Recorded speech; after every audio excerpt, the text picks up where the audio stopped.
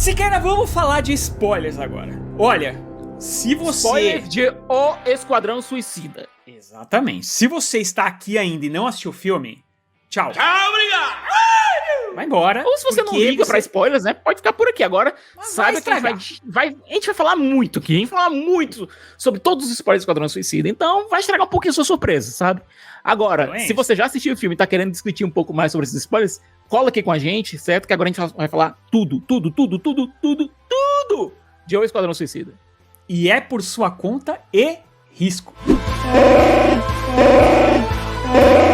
Vamos começar pela trilha sonora, que muita gente já acha que você comentar a trilha sonora é spoiler. Por isso que eu já deixei pra cá. No filme do James Gunn, onde você pode literalmente abrir o seu Spotify e a trilha sonora tá toda lá. Mas não dê play na trilha sonora, porque eu acho que é bacana você... Assim como quando a gente assistiu em Guardiões, a gente foi se surpreendendo a cada música que tocava, porque os momentos se tornavam grandiosos por causa dessas músicas e tudo mais, e no fim virou, acho que, playlist de, sei lá, 90% das pessoas que assistiram Guardiões. Eu acho que aqui também é muito forte, mas ele não vai tão fundo no negócio de buscar clássicos. Ele traz coisas mais novas. E aí, pra explodir a cabeça... Ele começa com o Johnny Cashzinho, sabe? Tá de boa. Não, o Johnny Cash eu já comecei... Tamo em casa, é aquela coisa, tamo em casa, Johnny Cash tá tocando o filme de James Gunn, tá beleza, então, mas... O negócio vai mudando, sabe? E eu acho que a Alice Braga teve alguma responsabilidade nisso, sabe? Pasmem. Toca Carol com K no Esquadrão Suicida. Carol com K. E é isso, entendeu? Toca Céu, gente. Toca Marcelo D2. Marcelo D2. São 3 músicas brasileiras no filme. A hora que eu toquei, eu escutei a voz da Carol com K, que é uma voz que já me é muito familiar. A hora que eu escutei, falei, meu Deus, é Carol Conká. Depois aí eu esperei os créditos pra ver que tá lá, né? É uma música que ela fez com... É uma música que é da Carol Conká, Glória Groove e Dirk Barbosa. Então, chama Quem Tem Joga. Tem a do Marcelo D2, que é com Zuzuca Poderosa. Da Cell, exatamente, que é a Samba na Sola. Caramba, o James Gunn, ele é realmente um cara muito... Eclético. Muito eclético, cara, assim, mas... Sério, a hora que ele começou... Não, e ele tenta dar uma justificada pra isso, porque, apesar da personagem Alice Braga não ser brasileira, certo? Tem alguém tomando guarda na Antártica lá, sabe? Em Corto Maltese. Aí, aparentemente, no universo DC, a indústria da importação de refrigerantes brasileiros deu certo. Não, e assim, a Alice Braga, ela tem um papel importante. Tem. A gente achava que talvez ela aparecesse... Fosse uma das personagens que fosse morrer rapidamente ali, ela ia ser, bucha de canhão, como dizem, né? Tipo, esse aí é o personagem que vai... Não, ela tem uma importância grande até no filme, assim, achei interessante. É uma revolucionária que tá tentando resistir exatamente. Tá tentando resistir tanto ao regime ditatorial militar que se instaurou por conta do golpe que houve em Corto Maltese, tanto contra o regime de ditadura civil que existia antes, que era apoiado pelos Estados Unidos, sabe? Certo? Então, ela é ao mesmo tempo que é um Che Guevara, ela também é um anti-Che Guevara, sim, isso, assim, sabe? Um anti-Fidel, ao mesmo tempo que é o Fidel, sabe? Porque eles colocam... O que é colocado é o seguinte, o governo americano, ele tinha uma parceria com o governo de Corto Maltese para desenvolver o projeto Estrela do Mar. Qualquer semelhança com a realidade é mera coincidência. O próprio James Gunn coloca isso lá no final do filme. Mas será que é mesmo? Pois é. Porque a relação que eles tinham com a família que governava Corto Maltese antes era meio como com a ditadura do Fulgêncio Batista em Cuba, entendeu? Exatamente. E quando ocorre o golpe, e esse golpe acontece com forças que não são simpáticas aos Estados Unidos e podem usar o projeto Estrela do Mar contra os Estados Unidos, a preocupação da Amanda Waller não é exatamente com o projeto Estrela do Mar. Afinal, os Estados Unidos têm seus super-heróis e tal, e qualquer tentativa de ação poderia ser repelida. Mas a preocupação era que vazassem que os Estados Unidos colaborou com esse projeto até a família lá ter sido deposta. A preocupação dela era com isso. Porque na realidade o que eles fazem, o que os Estados Unidos, o que astronautas americanos fazem é pegar um ser extraterrestre, que era o Starro, que era uma estrelinha tão bonitinha, assim, pequenininha, que tava no espaço, feliz da vida, assim. Ele consegue fazer uma estrela do mar sorrindo, cara. É um negócio, assim, que assim, ele realmente tá... Aí, de repente, eles pegam, trazem ele pra essa Cuba aí, né, Corto Maltese, e tipo assim, vamos fazer experimento aí, porque se der ruim, dane-se, né? E aí, por que vai dar ruim na casa alheia, né, na nossa. Sim, e aí por que a Amanda Waller manda o Esquadrão Suicida e não, por exemplo, sei lá, o Super-Homem pra resolver a questão? Porque se fosse um herói lá, talvez ele descobrisse essa participação americana no projeto. Então vamos mandar esses bucha de canhão total aí, e aí eles destroem tudo, e se morrer todo mundo também tanto faz como tanto fez. E depois quando voltar a gente mata e resolve, entendeu? Ninguém vai acreditar nos vilões que voltaram de lá. Então, o que eu acho que a Amanda Waller não, eu acho que a Amanda Waller não contava era com uma coisa, sabe? É que o Rick Flag, ele fosse colocar os ideais dele antes do patriotismo. E aí é que mora talvez um dos únicos pequenos defeitos que o filme tem na sua história em si, tirando aquela coisa do trailer que eu falei. Assim, é um pouco inocente a gente imaginar que o Rick Flag já não tenha feito coisas muito ruins. Mas o ator vende isso, sabe, Rogério? O personagem vende isso. O ator, eu gosto muito daquele ator, as pessoas não gostam dele, do Robocop novo. Pô, eu acho do Joe Kinnaman. Cara. O Joe Kinnaman, ele vende isso, sabe? Porque o Flag, antes, ele voltou pra salvar a Arlequina. Entendeu? Ele não trata todo mundo como indispensável. Ele tem realmente um ideal mais de herói, entendeu? Um ideal mais heróico. Eles pensam um pouquinho disso nos quadrinhos. O Rick Flag é um pouquinho mais escroto, mas eles pensam um pouquinho isso nos quadrinhos, que apesar de ser um pouco mais escroto, ele também tem alma ainda, sabe? E, tipo, quando ele vê que mulheres e crianças foram jogadas nesse abatedouro ali, ele se revolta, e é isso que faz com que o Rick Flag queira levar tudo isso pra imprensa. E aí a gente descobre qual é a verdadeira função do pacificador. O próprio filme coloca o set de poderes dele é muito parecido com o do próprio Sanguinário. Ele é um cara forte, um atirador de elite que consegue transformar tudo em arma. Os dois são bem iguais nisso, sabe? E aí você se pergunta, por que então você tá colocando esses dois caras que são iguais dentro do time? A resposta é simples, porque o pacificador, ele pode ser levado a fazer esse tipo de coisa, porque ele é um cara que é louco pela paz. E a Amanda Waller colocou, olha, se isso aqui vazar, vai ter um conflito internacional e pessoas podem morrer por conta disso. Ele tá lá, exatamente, ele tá lá pra apagar o arquivo, literalmente, porque ele sabia, exatamente. A Amanda Waller sabia que ele não ia deixar voar isso daí, então ele tá lá realmente pra destruir e matar todo mundo. E aí vem aquela referência que eu falei no... E aí vem aquela referência, Rogério, que eu falei na parte sem spoilers, que o Watchmen, ele foi baseado em personagens que a DC tinha adquirido ao longo dos anos, sabe, de outras editoras, e o Alan Moore fez versões próprias desses personagens. E o Pacificador foi justamente a base pro comediante. Aí quando vem o Pacificador mata o Rick Flag, porque o Rick Flag quer levar isso pra imprensa, quer levar esse material pra imprensa, o Pacificador mata o Rick Flag, e o Rick Flag, antes de morrer, olha pro Pacificador e diz, Pacificador, que piada, comediante, né, gente? E tipo, a camisa do próprio Rick Flag, sabe, que é amarela e o sangue escorrendo, é difícil não lembrar de Watchmen, sabe? Demais, né? O James Gunn, ele é um cara de referências que você tem que... são sutis. Algumas nem tanto, mas algumas são bem sutis. Por exemplo, essa cena que eles descobrem esse abatedouro aí onde estão fazendo as experiências, elas parecem muito... Eu duvido que não seja uma homenagem pra um filme que acho que ninguém imaginaria, que é Alien: A Ressurreição. O Alien: A Ressurreição tem uma cena em que a Ripley entra né, porque tem que fazer um DNA pra nascer o Alien e tal, ela entra numa sala e tem várias Ripleys lá, todas ferradas e tal, porque fizeram experimentos genéticos. Assim, é muito parecido com o que acontece ali, inclusive eles botam fogo e tal. São pequenas referências, assim, que obviamente, que pra quem assistiu o filme, se não pegar a referência, tanto faz como tanto fez, mas é muito legal pra quem conhece os filmes, cara. Alien: Ressurreição, sério, James Gunn, Alien: Ressurreição é muito fechado, e tá lá o próprio Madrugada dos Mortos, ele toca, primeiro que ele começa o filme com Johnny Cash, né, que o Madrugada dos Mortos do Zack Snyder começa com Johnny Cash também, né, aqui ele toca Folsom Prison Blues, né, que é uma música que tem tudo a ver com a situação do ali do que eu atirei no homem só pra vê-lo morrer. Cara, é pesado essa música. E outra coisa, Rogério, pega os personagens que a gente viu os trailers, via aquela lista imensa de gente, né, nos créditos. Gente, do Esquadrão mesmo só sobram 5 no final. E assim, total. Mal e mal.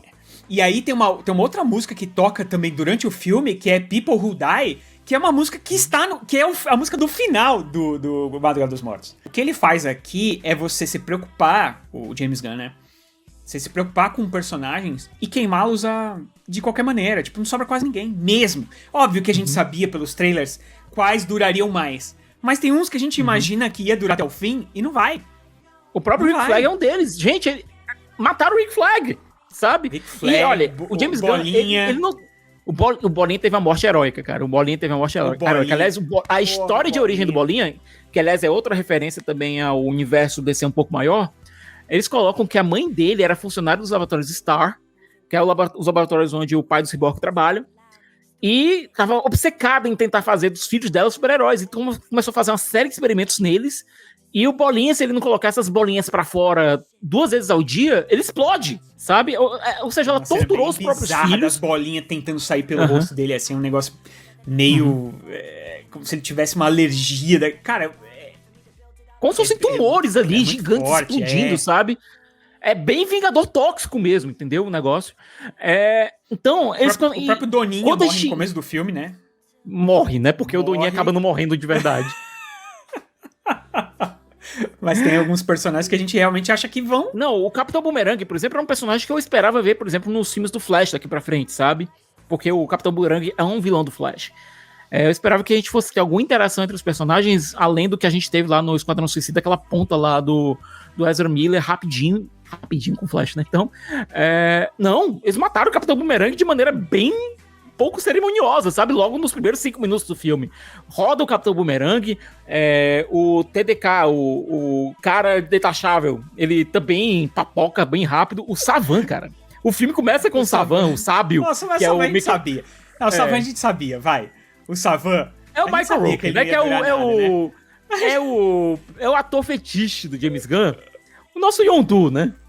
E tipo, ele não só morre, mas ele primeiro é apresentado como um cara fodão e tal. Ele é o cara, ele... Aliás, o filme mata passarinho. Aliás, o filme tem muito passarinho. O James Gunn não gosta muito de passarinho. Eu acho que algum passarinho fez mal ao James Gunn na vida dele, sabe? Eu acho que ele é aquele cara que a galinha correu atrás um dia e aí ele tem medo de galinha. Ou então tem trauma de jogar Zelda. Incrível. E aí o Sábio é mostrado de maneira assim como um cara importante e tal. Gente, quando ele vê o massacre que a equipe dele sofre, ele entra em parafuso e tenta fugir nadando. E a Amanda Waller explode a cabeça dele, entendeu? E o que é muito interessante, que aí isso o trailer não entrega, que uma das coisas que eu achei mais legal foi o seguinte, a gente imaginava pelo trailer que você ia ter uma primeira missão, né?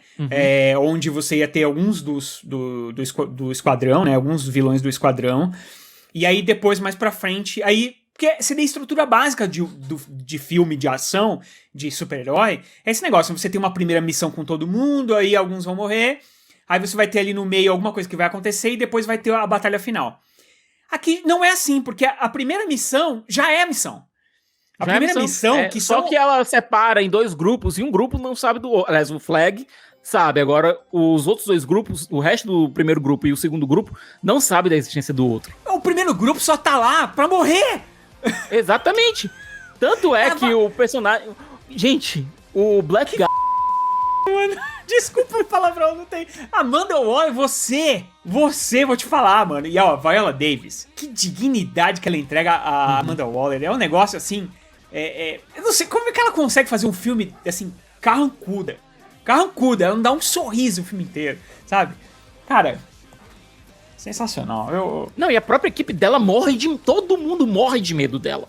E o James Gunn, ele faz um enquadramento dela que, apesar de ela parecer sempre mais baixa que os outros personagens e tal, todo mundo tem medo dela e você, pela forma como ela é enquadrada, você entende isso. Quando eles conseguem recuperar o HD, ela diz, olha, missão cumprida, saiam daí. Aí o Sanguinário disse, gente, então esse monstro aqui vai matar todo mundo. Ela disse, tô nem aí, não é problema nosso, você já tá com HD, vai pro ponto de extração e deixa os outros se lascarem, não é problema nosso. Inclusive, se essa ilha se lascar aí, é até melhor pra gente. Exatamente. Só que a própria equipe dela, quando o Esquadrão Suicida se rebela e vai querer ajudar a população, e ela diz, não vão, senão vai apertar o botão aqui e explodir a cabeça de vocês, a equipe dela se rebela e taca um taco de golfe na cabeça dela pra desacordar ela e ajudar o pessoal do Esquadrão Suicida em campo. Eu acho que aí, Sicas, mora a diferença do primeiro filme, né, do primeiro Esquadrão Suicida e desse. Uhum. No momento em que em que a Amanda Waller, ela faz essa ameaça de explodir a cabeça do pessoal do Esquadrão, né, dos vilões ali do Esquadrão Suicida, no primeiro filme você torce pra que ela aperte. Aperta logo essa porra, porque eu quero que morra todo mundo, entendeu? Dane-se essa galera. No segundo filme, você realmente fica na ponta da cadeira, porque você sabe que ela vai apertar aquele troço mesmo. Entendeu? E dane-se todo mundo. A gente sabe, vamos falar real aqui. Real, aqui, eu e você, Sicas. A Arlequina a gente sabia que não ia morrer. Né? É uma personagem que é importante demais pra Warner, sabe? Então, assim, por isso que eu falei, né? A gente não sabe, acha que todo mundo pode morrer, menos a Arlequina. Menos a Arlequina. A Arlequina a gente sabe desde o começo que ela vai durar até o fim, sabe? E assim, eles conseguiram realmente fazer a personagem doida, sem precisar ficar falando a cada 15 segundos. Eu sou doida. Eu sou louca. Eu falo sozinha. Tô ouvindo vozes. Não precisa. Você entende que é uma personagem que ela sofreu abusos e que a mente dela tá meio perdida por causa disso. E ela não outra precisa coisa, ficar falando. Ele meio que reconhece o crescimento que ela teve desde aquele filme anterior, sabe? Desde o Esquadrão Suicida anterior. Essa é uma Arlequina que já passou por algumas coisas, certo?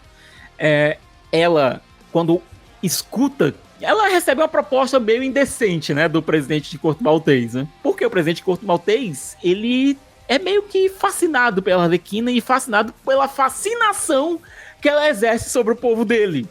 Porque todo mundo em Corto Maltês vê a Arlequina como uma heroína. Pelo simples motivo que ela se rebela contra o sistema. Não deixa de ser muito diferente do que acontece no mundo real, né? Mas eu achei bem interessante essa brincadeira metalinguística que o James Gunn fez. E a Arlequina tava sem entender patavinas do que tá acontecendo quando ela é capturada. Ela é levada, tratada como uma princesa pelo governo, pela ditadura de Corto Maltês. E o presidente pede ela em casamento. E é o que ela vê. Ela vê um cara bonitão, rico, poderoso, querendo casar com ela, fazer dela a primeira dama de Corto Maltês. E isso acaba virando quase um arco paralelo, porque você acompanha o resto do esquadrão e tá acompanhando esse arco da Arlequina. Só que no momento que ele diz que vai usar esse poder dele pra destruir não só os eventuais opositores dele, mas também matar toda a família, incluindo crianças, ela pega uma arma e mata o cara. Porque ela diz, olha, eu tive um namorado passado e esse namorado que eu tive, ele era eu aprendi a reconhecer certos sinais vermelhos em alguns caras, e matar criança com certeza é um deles. E outra coisa que o James Gunn faz, eu gostei muito, foi mostrar o mundo da Arlequina pelos olhos dela, sabe? Que ela não vê o sangue escorrendo dos adversários dela, nós enxergamos isso, nós enxergamos a carnificina toda, mas ela vê flores, bichinhos, sabe? Como se ela vivesse no mundo de desenho animado. E do mesmo jeito com o Bolinha. O Bolinha, ele enxerga todo mundo como se fosse a mãe dele por conta do complexo que ele tem com relação à mãe. Exatamente, a gente vê o ponto de vista desses personagens, o que é muito legal. E acho que a gente não falou, talvez, da personagem principal, né? Que traz realmente coração pro filme, que é a Caça-Ratos número 2. Né? A Caça-Ratos 2, que ela se chama Caça-Ratos 2, porque o Caça-Ratos era o pai dela. E o pai dela era ninguém mais ninguém menos do que Taika Waititi. Descobrimos quem é. A gente achava que ele era o Starro, né? Todo mundo achava que ele fosse o seu Starro. Mas na verdade ele é o Caça-Ratos número 1. E ele é um português que fala inglês muito bem, né? Porque o Caça-Ratos é português. A Caça-Ratos da Daniela Melchior, ela é um dos corações do filme, sabe? É através dela que a gente começa a ver um pouco de bondade no Sanguinário. O Sebastian, que é o ratinho dela, gente. Ele é o Baby Groot. Se o Tubarão Rei, se o Nanaue é o Groot grandão, o Sebastian, o ratinho, ele é o Baby Groot. Ele é muito fofinho, gente. É a coisa mais fofa que um filme de censura R poderia ter, sabe? É demais. O Rick Flag é assassinado pelo Pacificador, e o Pacificador morre por um tiro dentro do tiro dado pelo Sanguinário, sabe? É aquele negócio meio procurado. Lembra aquele filme da Angelina Jolie lá, aquela... atira... uma bala fura a outra e aí pega o cara e... Como que você fez isso? Aí eles contam pro outro. É bem... Tem umas... O pensador do Peter Capaldi... A gente tem o pensador do Peter Capaldi, que ele é basicamente o carcereiro e é o cara que tinha sido contratado pelo governo americano para fazer esses experimentos com o Starro. Ele morre nas mãos do Starro porque, sabe, 30 anos sofrendo ali, né? E o Starro tá meio de saco cheio disso já. O Starro, isso é interessante também a gente falar. O Starro é um vilão e não é. E, tipo, ele é um alienígena que ficou preso vários anos, décadas, sofrendo, sendo torturado. E aí, tipo, ele só quer ser livre. E aí ele quer a cidade pra ele, ué. Por que não? Uhum. É uma estrela do mar gigante que comanda mentes. Ela solta aquelas estrelinhas que grudam na cara das pessoas e elas começam elas viram uma consciência só, né? Uma criatura só. E aí essa criatura, ela só queria viver, né? Só que aí, tipo, não tem como, porque ela vai matar todo mundo. Porque todo mundo que ela gruda a estrela, a pessoa morre, né? Morre. Então... E é bizarro, Rogério, porque você tem esse grupélio, certo? Você tem o sanguinário que atira. E aliás, eles fizeram uma boa adaptação dos poderes que ele tem nos quadrinhos. Nos quadrinhos, essa edição do Superman que tem aqui do lado, que foi onde ele surgiu, ele consegue teleportar armas. Aqui não, ele consegue transformar pedaços do uniforme dele em armas de fogo. Que eu acho que faz mais sentido do que teleportar armas, sabe lá Deus da onde, né? Você tem um cara que atira, você tem o Bolinha que atira essas projeções que fazem as coisas. É basicamente um ácido. Você tem a Arlequina. Você tem a Arlequina, que é pirada. Você tem o Tubarão Rei, que é um tubarão gigante.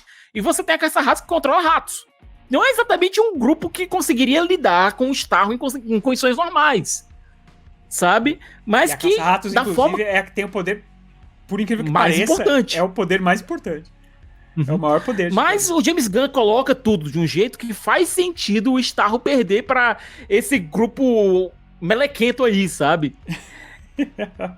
E no final a gente tem o Sanguinário fazendo um acordo com a Amanda Waller. Olha, tá aqui os dados.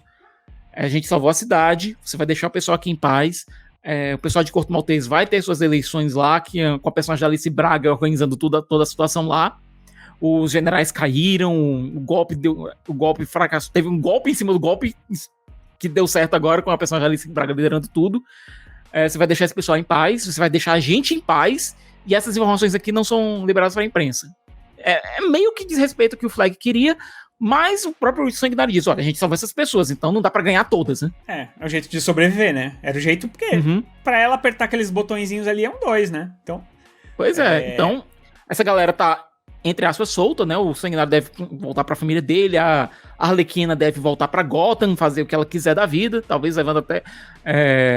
Existe uma menção de que talvez, assim, quem sabe, existe algum relacionamento entre o Sanguinário e a Caça-Ratos 2, né? Eu achei que o trailer indicava mais isso. Eu acho que durante o filme ficou mais paternal, porque ela é uma menina muito inocente até, ali no meio, né? Ela caiu ali, tipo, ela falou que foi assaltar um banco com os ratos.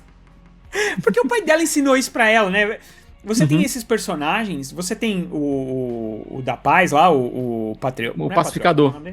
O pacificador, ele tipo faz o que ele faz porque ele quer e tal, mas você tem os outros personagens que tipo, foram criados pra serem o que são, né? Então, tipo, a Caça-Ratos, ela foi criada pelo pai para viver daquela forma. Então, pra ela, é natural tentar roubar um banco, né? Eles meio que dão uma justificativa ali, né? Eles não são eles não pegam vilões exatamente muito vilões, assim. Eles colocam que o Sanguinário teve toda a criação do pai, que o ensinou a ser mercenário, colocam o trauma que ele tem de ratos por conta disso até. Você tem o Bolinha, que teve todo o trauma por conta da mãe. Você tem a Caça-Ratos, que apesar de ter um pai que amava ela, era um pai que era usuário de drogas, que não deu exatamente uma criação muito estável para ela, sabe? O próprio Pacificador, e até fazendo aquele paralelo, ele tem origem muito parecida com a do Sanguinário, porque ele também foi treinado toda a vida pelo pai para ser o soldado perfeito, entendeu? Então eles dão uma série de justificativas aqui para esses personagens que acabam sendo os principais. A Arlequina teve toda aquela questão com Coringa, sabe? Então eles dão uma série de justificativas para aqueles personagens serem o que são, para não serem vilões completamente irredimíveis e se tornarem pessoas com quem a gente não consegue torcer. Então, o James Gunn ele deu as mexidas que tinha que dar justamente pra gente conseguir ter empatia com esses personagens. Isso é uma coisa bacana. Algumas pessoas podem dizer que isso é conveniente, mas de fato é conveniente. Sim, mas é porque você precisa fazer um filme de vilões, cara. Se você botar os vilões... Eu acho que, assim, ele consegue fazer um meio de campo muito interessante com essas duas questões, porque eu acho que você torce pelos personagens, mas eles também não são bonzinhos.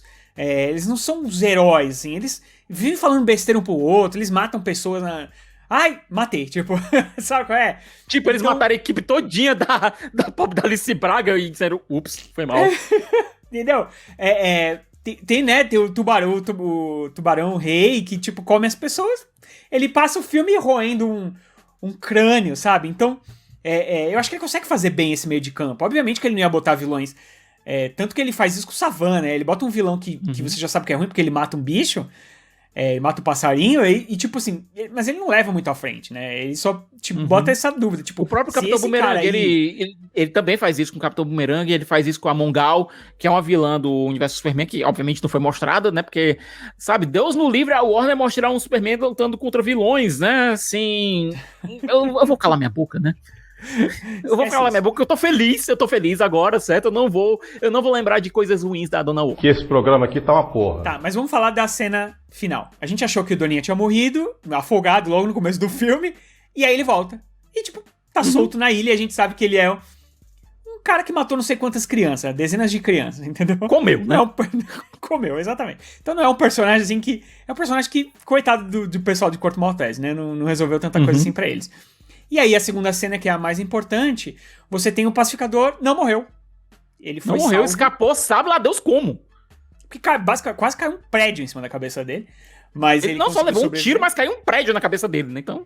Então ele conseguiu sobreviver. E aí o pessoal da equipe da Amanda Waller, não a Amanda Waller em si, a equipe dela que tinha meio que traído ela, eu não sei como é que ela não mandou matar todo mundo, eles cooptam ele, né? Tipo, na verdade não é que eles cooptam, eles vão cooptar ele para outras missões. E aí a gente já sabe que essas missões é a série do James Gunn, né? Que o James Gunn está dirigindo nesse momento. Não sei se ele já terminou as filmagens, mas estava dirigindo uma série sobre o Pacificador. Então a gente vai ter aí o Pacificador fazendo algumas missões. E olha, é um personagem excelente, tá? Excelente. Eu não dava nada pra essa série, eu sinceramente não tava ligando. O John Cena tá divertidíssimo, mas o John Cena tá demais, cara. Tá demais. Eu acho que ele incorporou mesmo o personagem. Até mesmo a luta dele com o Rick Flag, cara. Primeiro, lembra uma coisa de wrestler mesmo, sabe? E ele vende essa mudança, porque até aquele ponto a gente via o Pacificador como um brucutu / alívio cômico, sabe? Mas naquele momento uma chave vira no personagem, sabe? E você começa realmente a ter um certo medo dele. Então é isso, eu acho que falamos todos os spoilers. Deve ter alguma coisa ou outra que passou. Mas aí você deixa aqui nos comentários se você achou alguma coisa do filme, se você já assistiu. Se você não assistiu, sinto muito que você tenha pego todos esses spoilers. Mas é um filmão.